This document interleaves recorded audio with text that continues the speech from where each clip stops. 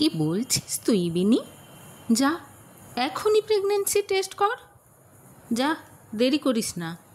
বন্ধু অনিতার কথায় আতঙ্কিত হয়ে পড়ল বিনি। তাড়াতাড়ি বাথরুমে গিয়ে টেস্টটা করল সে। যা ভেবেছে ঠিক তাই, রেজাল্ট পজিটিভ। হাত পা কাঁপা শুরু হয়ে গেল বিনির।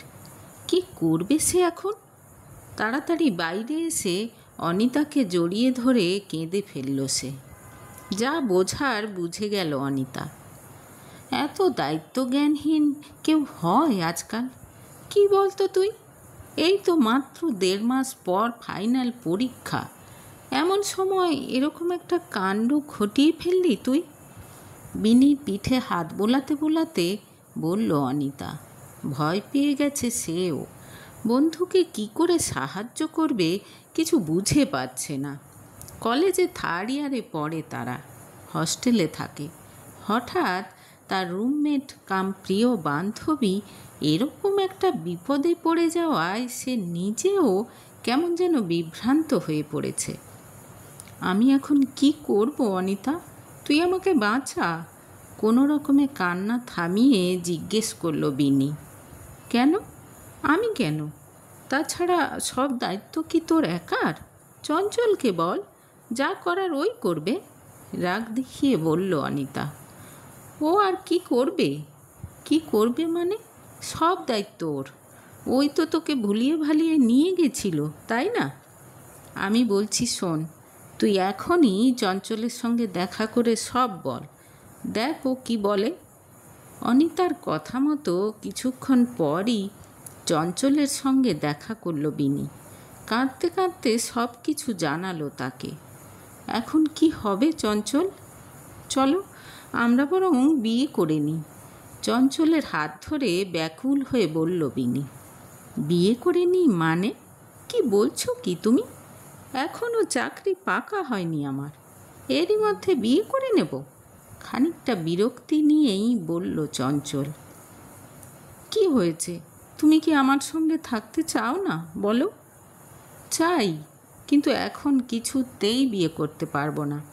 শোনো, ভালো কথা বলছি, ভালো একটা ডাক্তার দেখিয়ে অ্যাবর্শন করিয়ে নাও। ঠিক আছে, তাহলে চলো তাই করি। ডাক্তারের কাছে নিয়ে চলো আমাকে। মাথা খারাপ নাকি তোমার? এখন তোমার সঙ্গে আমি ডাক্তারের কাছে যাব? কেউ দেখে ফেললে কি হবে বলো তো? তোমার কোনো বন্ধুকে সঙ্গে নিয়ে চলে যাও না। চঞ্চলের গলায় বিরক্তির সুর। এখন আমি কোন বন্ধুকে বলতে যাব? তুমি সঙ্গে চলো না চঞ্চল, প্লিজ। প্রায় কাঁদো কাঁদো হয়ে বলল বিনি। এই, বেশি ঘ্যান ঘ্যান করো না তো, যাও, যা পারো করো। বিনিকে এক প্রকার ঠেলে সরিয়ে দিয়ে সেখান থেকে চলে গেল চঞ্চল। কান্নায় ভেঙে পড়ল বিনি। চঞ্চল যে এভাবে নিজের দায়িত্ব ঝেড়ে ফেলতে পারে এটা সে ভাবতেও পারছে না। পরদিনই বিনিকে এক লেডি ডাক্তারের কাছে নিয়ে গেল অনিতা। অনেক অনুরোধ করার পরও ডাক্তার কিছুতেই অ্যাবর্শন করাতে চাইলেন না। জানালেন যে অলরেডি 6 সপ্তাহ হয়ে গেছে এবং এখন এটা করা অনৈতিক। অন্তত তিনি এটা করতে পারবেন না। ডাক্তারের কথা শুনে কান্নায় ভেঙে পড়ল বিনি। কোনো রকমে তাকে শান্ত করে হস্টেলে ফিরিয়ে নিয়ে এলো অনিতা। রাতে কিছু মুখে দিল না বিনি। চিন্তায় চিন্তায় পাগলের মতো লাগছে তার। কি করবে কিছু বুঝে পাচ্ছে না। তুই বরং বাড়ি চলে যা, গিয়ে নিজের মা বাবাকে সব খুলে বল। অনিতার কথা শুনে চমকে উঠল বিনি। মা বাবাকে এ কথা কী করে বলবে সে? বাবা তো একেবারে মেরেই ফেলবে তাকে। যা হয় হবে, কিন্তু এই মুহূর্তে ওরা ছাড়া আর কেউ তোকে ঠিক সমাধান দিতে পারবে না, বলল অনিতা। অনেক চিন্তা ভাবনা করার পর অবশেষে বাড়ি যাওয়ার সিদ্ধান্ত নিল বিনি। সে যেরকম আশা করেছিল ঠিক সেরকমই ঘটল তার সাথে। সব শুনে মা শুধু হাউমাউ করে কাঁদতে লাগলো, আর বাবা প্রচণ্ড বকাবকি শুরু করে দিল। অনেক আশা ভরসা নিয়ে মেয়েকে বাইরে পড়তে পাঠিয়েছিল তারা। এক সময় রাগে অগ্নিশর্মা হয়ে বিনিকে ঘাড় ধাক্কা দিয়ে বাড়ি থেকে বার করে দিল তার বাবা। আমাকে ক্ষমা করে দাও বাবা, আমার অনেক বড় ভুল হয়ে গেছে, আর কোনো দিন এরকম ভুল হবে না। প্লিজ তুমি আমাকে বাড়ি থেকে বার করে দিও না, তোমার পায়ে পড়ি বাবা, আমাকে ক্ষমা করে দাও। বারবার কাতর অনুরোধ করতে লাগলো বিনি। এই বিনি, কি হয়েছে? ওঠ, 7টা বেজে গেছে তো। এই বিনি। বন্ধু অনিতার ঠেলায় ধড়মড় করে উঠে বসল বিনি। সারা শরীর ঘামে ভিজে গেছে তার, দু চোখ দিয়ে জলের ধারা গড়িয়ে পড়ছে। তার মানে এতক্ষণ স্বপ্ন দেখছিল সে? বুঝতে পেরে ধরে প্রাণ এলো বিনির। যাক বাবা, সত্যি নয় তার মানে। কি স্বপ্ন দেখছিলি? এরকম কেঁদে কেটে একসা হয়ে গেছিস একেবারে? সত্যি খুব ভয়ঙ্কর স্বপ্ন ছিল রে বাবা রে। একটা দীর্ঘ নিঃশ্বাস ফেলে বলল বিনি। তারপর বন্ধুকে পুরো স্বপ্নটা শোনালো সে। সব কিছু একেবারে টাটকা, ঠিক যেন এখনই চোখের সামনে ঘটে গেছে। সত্যিই ভয়ঙ্কর, চিন্তিত মুখে বলল অনিতা। চল, এবার আমাকে বেরোতে হবে, বলে উঠতে গেল বিনি। সঙ্গে সঙ্গে তাকে টেনে বসিয়ে দিল অনিতা। বেরোতে হবে মানে তো চঞ্চলের সঙ্গে গোপন অফিসারে যাওয়ার কথা আজ। আচ্ছা বিনি, তুই কিছু বুঝতে পারছিস না? ঠিক আজকেই তুই এরকম একটা স্বপ্ন কেন দেখলি বলতো? এই তো তুই আবার বাড়াবাড়ি শুরু করলি। আরে বাবা, এটা একটা স্বপ্ন মাত্র, প্রোটেকশন ছাড়া কিছু করব নাকি? বন্ধুকে আশ্বস্ত করার জন্য বলল বিনি। না বিনি, এত সহজভাবে নিস না ব্যাপারটা। আমার কিন্তু মনে হচ্ছে এটা একটা সতর্ক বার্তা তোর জন্য। তুই খুব ভাগ্যবান বিনি, তাই তো ভগবান তোকে স্বপ্নে সতর্ক করে দিল। কত মেয়ে এরকম ভুল ডিসিশন নিয়ে শেষ পর্যন্ত ভোগে বলতো? কতজন তো সুইসাইড পর্যন্ত করতে বাধ্য হয়। আমার এক পিস্তুত বোন। অনিতা এতটা বলার পরই তাকে থামিয়ে দিল বিনি। চোখে মুখে বিরক্তি এনে বলল, এটা একেবারে কাকতালীয় ব্যাপার অনিতা, চিন্তা করিস না, কিচ্ছু হবে না আমার। অনেক চেষ্টা করেও বিনিকে কিছুতেই বোঝাতে পারল না অনিতা। খুব সেজেগুজে বেরিয়ে গেল বিনি। কিছুক্ষণের মধ্যেই বাইক নিয়ে হাজির হলো চঞ্চল। বিনিকে বসিয়ে নিয়ে ঝড়ের গতিতে বাইক চালিয়ে দিল সে। বাইকের পেছন থেকে প্রেমিককে জাপটে ধরে বসে থাকলো বিনি। হাওয়ায় উঠছে তার চুল। কিছুক্ষণের মধ্যে মনটাও একেবারে হালকা হয়ে গেল তার।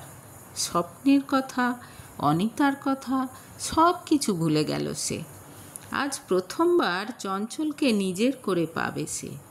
চঞ্চলের এক বন্ধুর খালি ফ্ল্যাটে যাচ্ছে তারা এখন। উত্তেজনায় বিনির বুকের মধ্যে হাজারটা ড্রাম বাজছে। চঞ্চলের বন্ধুর ফ্ল্যাটে ঢুকেই হঠাৎ বুকের মধ্যেটা কেমন যেন করে উঠল বিনির। অজানা একটা আশঙ্কায় ভেতরটা যেন কেঁপে উঠল। ততক্ষণে তাকে আবেগে জড়িয়ে ধরেছে চঞ্চল। অন্য সময় হলে এই আলিঙ্গনে একেবারে মোমের মতো গলে যেত বিনি, কিন্তু আজ যেন কেমন শক্ত হয়ে রইল সে। হঠাৎ করে মাথার মধ্যে আজকের ভোরবেলার স্বপ্ন আর অনিতার বলা কথা সব কিছু কেমন যেন জট পাকিয়ে যাচ্ছে। চলো না বেডরুমে যাই, কানের কাছে ফিসফিস করে বলল চঞ্চল। না চঞ্চল, আজ নয়, চলো ফিরে যাই, চঞ্চলকে ঠেলে সরিয়ে দিয়ে বলল বিনি। যার পর নাই অবাক হয়ে গেল চঞ্চল। তারা দুজনে মিলেই তো আজকের দিনটা প্ল্যান করেছিল, হঠাৎ কি এমন হয়ে গেল? অনেক আবেগ ভরা কথা বলতে লাগলো সে বিনির কানে কানে, কিন্তু কিছুতেই বিনিকে রাজি করাতে পারল না। কত কষ্ট করে বন্ধুকে রাজি করিয়েছিল সে এই ফ্ল্যাটটার জন্য। কিন্তু বিনির সেই এক গোঁ, ফিরে যাবে, গিয়ে নদীর ধারে বসে গল্প করবে অন্য দিনের মতো। একসময় ভীষণ রাগ হয়ে গেল চঞ্চলের। জোর করে বিনিকে বেডরুমে নিয়ে যাওয়ার চেষ্টা করল সে, কিন্তু তাকে ধাক্কা মেরে ফেলে দিয়ে দরজা খুলে বেরিয়ে গেল বিনি। রাগে ফুঁসতে লাগলো চঞ্চল। বন্ধু জয়ের সঙ্গে প্ল্যান করে সব কিছু ঠিক করে রেখেছিল সে। বেডরুমে দামি ক্যামেরা লুকিয়ে রেখে গেছে কাল জয়। বড়লোকের আদুরে মেয়ে বিনিকে একবার তার জালে ফাঁসাতে পারলে সারা জীবন নিশ্চিন্ত হয়ে যেত চঞ্চল। ব্ল্যাকমেল করে মাসে মাসে ভালো টাকা আদায় করে নিতে পারত। ওই সব চাকরি বাকরি তার দ্বারা হবে না। বিনিকে পটানোর জন্য মিথ্যে একটা চাকরির গল্প বানিয়ে রেখেছে সে, কিন্তু সে খুব ভালো করেই জানে সে চাকরি করতে পারবে এরকম কোনো কোম্পানি পৃথিবীতে নেই। যাই হোক, মিনিট কয়েক পর জয়কে ফোন করে সব জানালো চঞ্চল।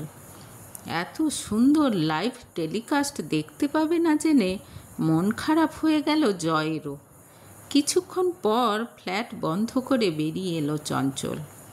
তার আশা বিনি তাকে কিছুতেই ফেরাতে পারবে না। আজ না হোক কাল তার কাছে ধরা দিতেই হবে বিনিকে। তবে এবার আরও একটু বেশি রোমান্টিক হতে হবে তাকে। বাইকে যেতে যেতে পরবর্তী প্ল্যান ভাঁজতে শুরু করে দিল চঞ্চল। আর ওদিকে অনিতাকে জড়িয়ে ধরে কাঁদতে কাঁদতে প্রতিজ্ঞা করল বিনি, চঞ্চলের সঙ্গে আর নয়। কেন জানে না, আজ চঞ্চল তাকে জড়িয়ে ধরতেই তার যেন কেমন অদ্ভুত অনুভূতি হচ্ছিল।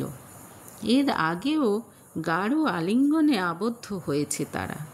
নিজেকে প্রেমিকের সঙ্গে একাত্ম করে দিতে চেয়েছে তখন রিনির মন, কিন্তু আজ যেন তার অন্তরাত্মা তাকে বাধা দিচ্ছিল। বারবার তার মনে হচ্ছিল ভয়ঙ্কর কিছু একটা ঘটতে চলেছে তার সঙ্গে। সেই সঙ্গে ভোরবেলার স্বপ্ন, অনিতার সতর্কবার্তা, সব মিলিয়ে কেমন যেন দিশেহারা হয়ে পড়েছিল বিনি।